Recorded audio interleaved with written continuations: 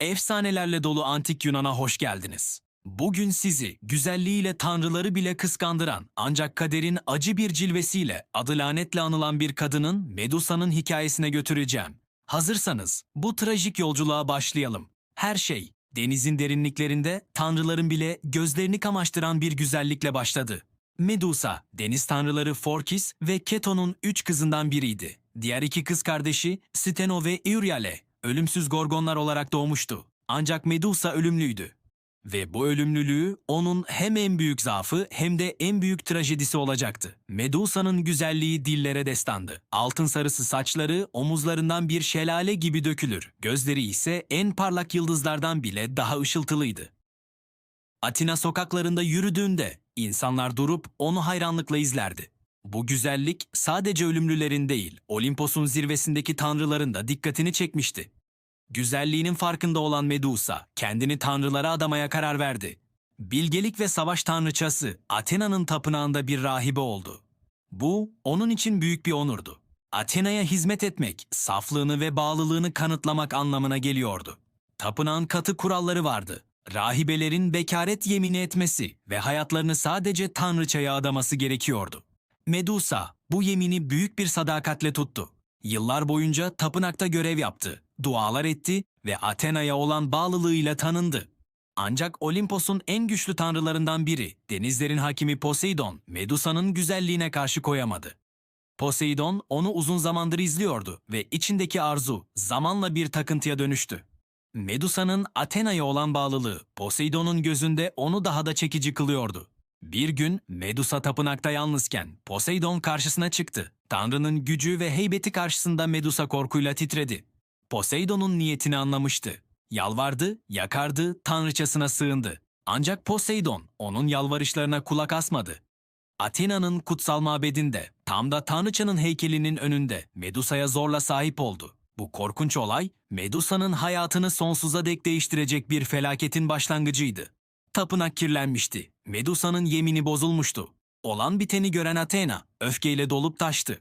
Ancak öfkesi Poseidon'a değil, masum kurbanı Medusa'ya yöneldi. Athena, bir tanrıyla başa çıkamayacağını biliyordu. Bu yüzden tapınağının kirletilmesinin bedelini en zayıf halkaya, yani Medusa'ya ödetmeye karar verdi. Bu, tanrıların acımasız adaletinin bir göstergesiydi. Athena, korkunç bir lanetle Medusa'yı cezalandırdı. O herkesi büyüleyen altın sarısı saçları bir anda kıvranan zehirli yılanlara dönüştü. Baktığı her canlıyı taşa çeviren bir lanet gözlerine yerleşti. Güzelliği artık bir dehşet kaynağıydı. Dokunuşu ölüm, bakışı ise sonsuz bir katılık getiriyordu. Medusa bir anda toplumdan dışlandı. Ailesi, arkadaşları, taptığı tanrıça, hepsi ona sırtını dönmüştü. Artık o, güzelliğiyle hayranlık uyandıran rahibe değil, korku salan bir canavardı. Kimse yüzüne bakmaya cesaret edemiyordu. Sevdiği her şey ondan alınmıştı. Yalnızlığa ve umutsuzluğa mahkum edilmişti. Bu korkunç dönüşümün ardından Medusa, insanların ulaşamayacağı dünyanın en ücra köşelerinden birine sürgün edildi.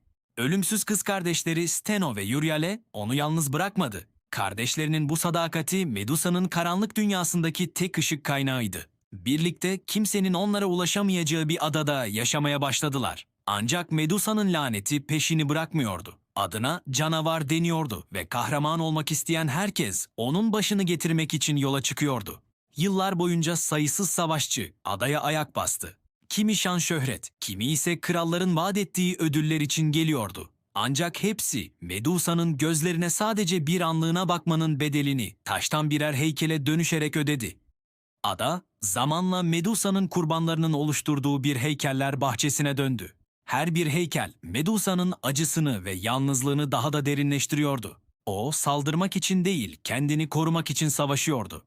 Hayatta kalmak için ona zarar vermek isteyenleri taşa çevirmek zorundaydı. Bu sırada Argos kralı Akrisios, bir kahinden torununun onu öldüreceğini öğrenmişti. Bu kehanetten korkan kral, kızı Danae'yi bronz bir odaya hapsetti. Ancak tanrıların kralı Zeus, Danae'ye aşık oldu ve altın bir yağmur şeklinde odaya sızarak onunla birlikte oldu. Bu birleşmeden Perseus adında bir erkek çocuk dünyaya geldi. Kehanetin gerçekleşmesinden korkan Kral Akrisios, kızı ve torununu bir sandığa kilitleyip denize attı. Ancak kader ağlarını örmüştü. Sandık, Serifos adasının kıyılarına vurdu ve Diktis adında bir balıkçı tarafından kurtarıldılar. Perseus bu adada büyüdü ve güçlü bir delikanlı oldu. Ancak adanın kralı Polydektes, Perseus'un annesi Danae'ye göz koymuştu. Perseus'u bir engel olarak gören kral, ondan kurtulmak için hain bir plan yaptı. Bir şölen düzenledi ve herkesten bir hediye istedi. Fakir olan Perseus'un getirecek bir şeyi yoktu. Kral bu durumu fırsat bilerek onu küçük düşürdü ve ondan imkansız bir görev istedi. Canavar Medusa'nın başını getirmesini. Perseus bu görevin bir ölüm fermanı olduğunu biliyordu. Ancak onurunu korumak için kabul etmekten başka çaresi yoktu. Bu zorlu yolculukta tanrılar ona yardım etti. Athena ona parlak bir kalkan verdi. Bu kalkan Medusa'ya doğrudan bakmadan yansıması aracılığıyla onu görmesini sağlayacaktı. Hermes ise ona kanatlı sandaletler ve her şeyi kesebilen sihirli bir kılıç verdi. Ayrıca Medusa'nın başını koyması için özel bir çanta da temin ettiler. Perseus, tanrıların yardımıyla uzun ve tehlikeli bir yolculuğun ardından Gorgonların adasına ulaştı. Ada, taşa dönüşmüş savaşçıların heykelleriyle doluydu. Bu ürkütücü manzara, görevin ne kadar tehlikeli olduğunun bir kanıtıydı. Perseus, kanatlı sandaletleriyle sessizce mağaraya süzüldü. 3 Gorgon, kız kardeş uyuyordu. Athena'nın verdiği kalkanı bir ayna gibi kullanarak Medusa'nın yansımasını izledi. Doğrudan gözlerine bakmaktan dikkatle kaçındı. Yılan saçları uykusunda bile kıpır kıpırdı. Perseus, kalbi hızla çarparken doğru anı bekledi. Hermes'in verdiği sihirli kılıcıyla tek ve hızlı bir hamleyle Medusa'nın başını kesti. Medusa'nın kesilen boynundan 2 varlık fışkırdı. Kanatlı at Pegasus ve dev Chrysaor. Onlar Poseidon'un çocuklarıydı ve Medusa'nın ölümüyle dünyaya gelmişlerdi.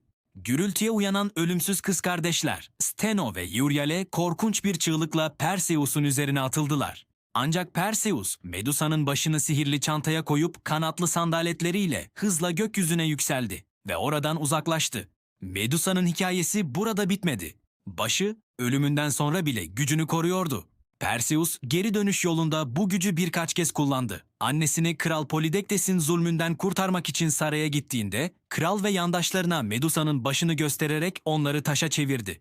Sonunda Perseus, Medusa'nın başını bu trajedinin başlamasına neden olan tanrıça Athena'ya teslim etti.